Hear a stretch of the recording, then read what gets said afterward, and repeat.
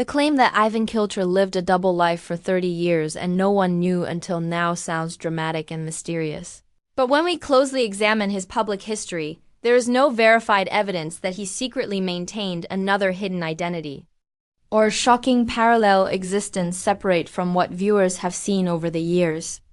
Eivin Kilcher was born into the well-known Kilcher homesteading family in Alaska, descendants of Eivin Kilcher, who settled in the remote wilderness decades ago. From childhood, Eivin was raised in a lifestyle built around self-reliance, hunting, fishing, farming, and surviving harsh Alaskan winters without relying heavily on modern conveniences. When Alaska, The Last Frontier premiered in 2011, audiences were introduced to Eivin as a skilled outdoorsman, devoted husband, and hard-working father committed to preserving his family's legacy. Over more than a decade of television exposure, his life appeared remarkably consistent, building cabins, repairing equipment, gathering food for winter, and teaching his children the same survival skills passed down to him. The idea of a double life usually implies secrecy, deception, or a hidden profession contradicting a person's public image. However, nothing credible in interviews, reports, or documented sources suggests that Eivin maintained a secret second career, hidden family, or undisclosed activities spanning 30 years. Instead, what sometimes fuels these dramatic headlines is the contrast between reality television and real life. While viewers see edited episodes that highlight survival, challenges, and family dynamics, there is naturally more to any individual than what appears on screen. In that sense, one could argue metaphorically that Eivin balances two worlds: the private life of a homesteader and the public life of a television personality. Living in remote Alaska while simultaneously being part of a globally broadcast TV show does create a unique dual experience.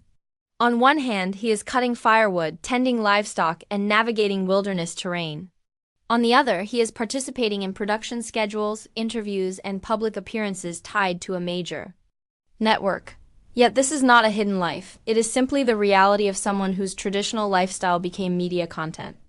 Over the years, Eivin and his wife Eve have also expanded their presence beyond television, co-authoring a cookbook that shares recipes and stories from their homestead, further reinforcing that their lives have been shared openly rather than concealed. Their marriage, which grew from a childhood friendship into a lasting partnership, has also been part of their public narrative, with both raising their children in alignment with their values of sustainability and independence. If anything, the real story behind the headline may be less about scandal and more about the complexity of living authentically while cameras are present.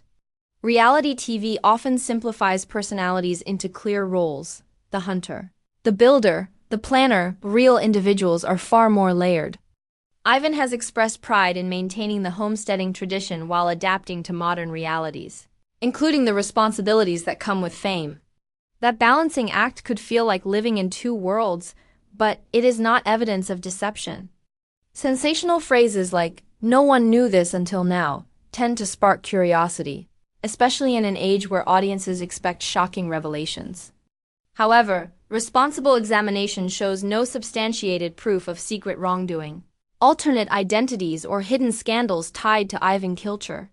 His life story remains largely consistent: a man raised in the Alaskan wilderness who chose to continue that legacy while sharing parts of it with viewers around the world.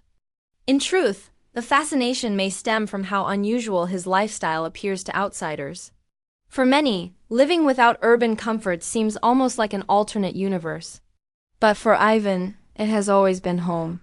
The so-called double life dissolves upon closer inspection, revealing instead a straightforward narrative of tradition, adaptation, and public visibility layered onto a private homesteading foundation.